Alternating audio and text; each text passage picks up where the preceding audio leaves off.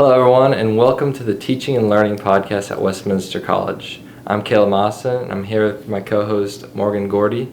Joining us today is Nichol Allen, the Assistant Professor of Museum Studies at Westminster. Nichol will be our first ever guest on the podcast. Welcome. Thank you both for having me. I'm excited. So let's start with our first question. Nichol, what do you believe is the key to engaging and inspiring students in the classroom? So it's a good question because I think that we kind of sit in this way of we're in a very tactile, fast-moving society where everything we look at is seconds long and we're swiping.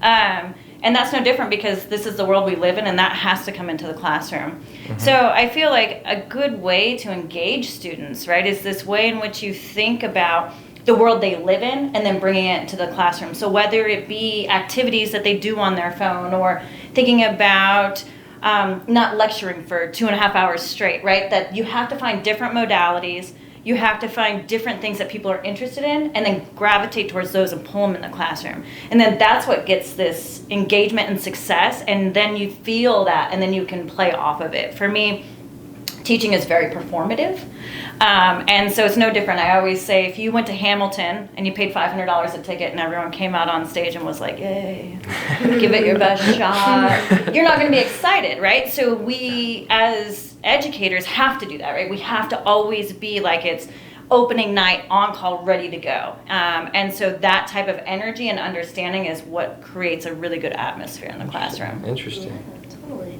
I agree.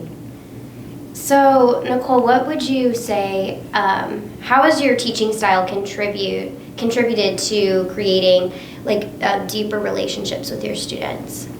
So what I've realized is, this is kind of one of my own personal beliefs about teaching, is that you have to understand that every student is different, right? That every trial, every tribulation that one student experiences is not the same that another one. Every reaction, right? So keeping people as the individual in the classroom is so fundamentally sound, because then you realize that if, say, there's a tragedy in your life, that it's not going to be the same as the way you experienced or did it, or all of that. So those are the two things that you have to really consider, is that every person is an individual. And as much as we hear maybe the same excuses, or we hear the same, oh, this is why my paper is late, it's always going to be different. And you have to take everyone for their value, because of the fact that once you get tired of hearing those excuses, then it resonates as an educator. Then you become tired or grumpy. But for me, it's treating everyone as their person, right? And understanding that as deep as you can really creates and fosters a good relationship between a professor and a student, and understanding we all have quirks. We're all a little bit weird. And then as much as we can understand that and unpack that, it creates a successful classroom and a relationship with the teacher and a student that allows for a dynamic to really unfold in a way that's enriching to the student, who gets more out of it than showing up or being nameless in a classroom. They're actually a human and a person, and it's our job as educators to really help facilitate that. Let's talk about student involvement now.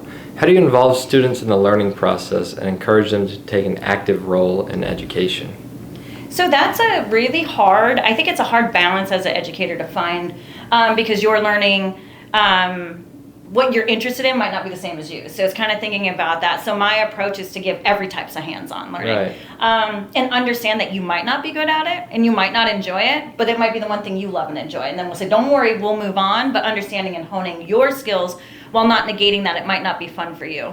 So I think what it is always approaching it with new and exciting things. And sometimes they fail. And that's the biggest thing I try and tell other educators or anyone in a classroom, even students, right? You are gonna fail. Things are not gonna work. And that's okay. What makes it a good learning process is just change it, move on. Mm-hmm. Don't let it sit on your shoulders.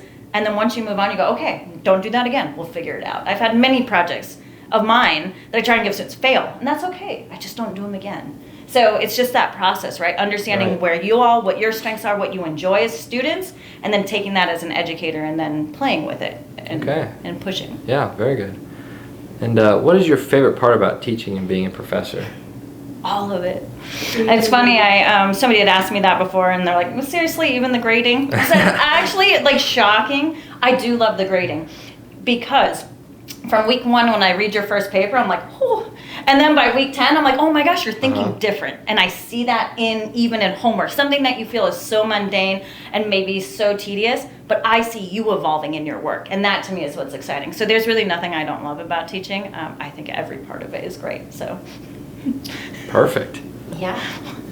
And finally, do you have any recommendations for other faculty who are thinking about making changes to their teaching style? Use each other as a resource is huge, because I have a very close network of friends that I went through school with that we stay connected. And I say, guess what works? Guess what doesn't work?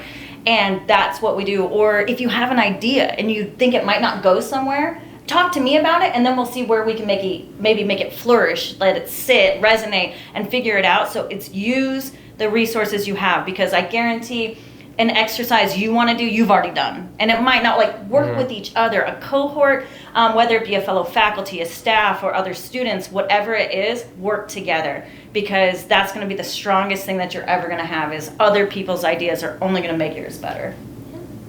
Awesome. Well, thank you so much for your time. We've enjoyed having you today. Thank you both for your time.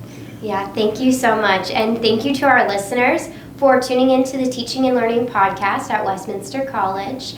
We'll be back soon with more great conversations about teaching and learning. Thank you.